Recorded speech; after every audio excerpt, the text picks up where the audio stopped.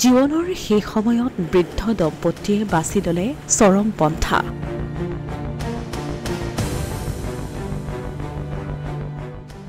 শোৱনি কোঠাত উদ্ধাৰ বৃদ্ধ দম্পতীৰ মৃতদেহ। কি কাৰণত একেলগে মৃত্যুৰ পথ বাছি ল'লে দম্পতীয়ে? চিপাঝাৰৰ দেওমৰনৈ গড়গড়িত সংঘটিত হোৱা এক ঘটনাই এতিয়া শোকৰ ছাঁ পেলাইছে অঞ্চলজুৰি। বুধবাৰে ৰাতিপুৱা ৰহস্যজনক অৱস্থাত শোৱনি কোঠাত উদ্ধাৰ হয় বৃদ্ধ দম্পতীৰ মৃতদেহ। পিছে কিয়? ছোৱালীকেইজনীক বিয়া দিলে যদিও ৩ পুত্ৰ আৰু বোৱাৰী নাতি নাতিনীৰে এক সুখৰ সংসাৰ আছিল ৭৫ বছৰীয়া ভদ্ৰ বৰুৱা আৰু ৭০ বছৰীয়া জয়মতী বৰুৱাৰ।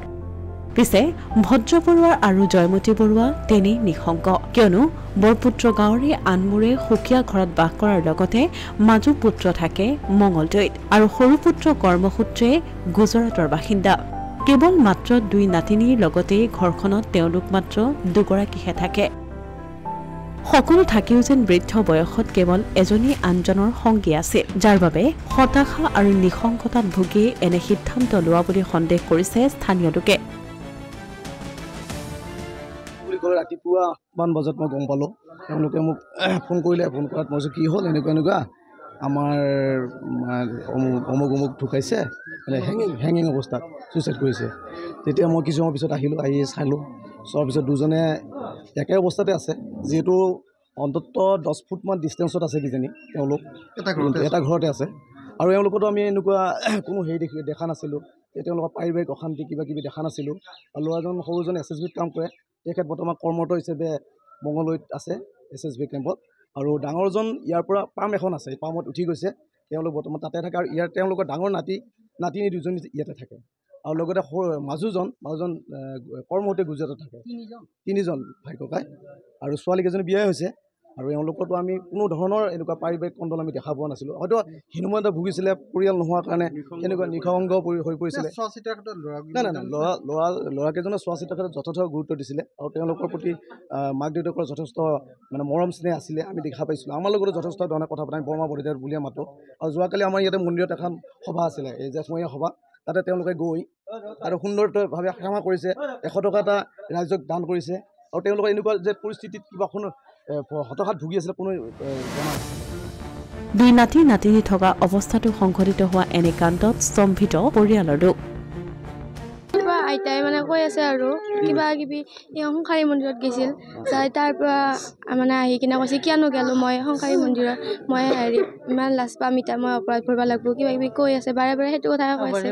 তাৰপিছত ককাই আইতাই দুটাই আলোচনা কৰি আছে বাহিৰত। আমি ঘুমালোঁ, আহি ঘুমাৰ পিছত কৈছে এতিয়া আমি ঘুমাওঁ এনেকৈ ক'লা। তাৰপিছত দুটাই দৰ্জা মাৰিছে আৰু এনে অনদিনা দ্বিতীয়বাৰ আকৌ উঠে, কালি একবাৰ উঠা নাই। পুৱা আমি এনে অনদিনা উঠি দিয়ে আমাৰ দুটাকে 7:03 হৈছে। তেতিয়া ভণ্টিটো উঠি কিনে দৰ্জা আটা মাৰি আছে, মাতা নাই। তাৰপিছত এইখন অলপ খোলা যায়, এইখন টানি খুলিব পৰা নাই, মানুহ বোলা চলি এটাই খুলি দিছে। তো খিৰিকীখন খোলা থাকে, খিৰিকীখন খুলি কিনে আইতাক দেখা পাইছে।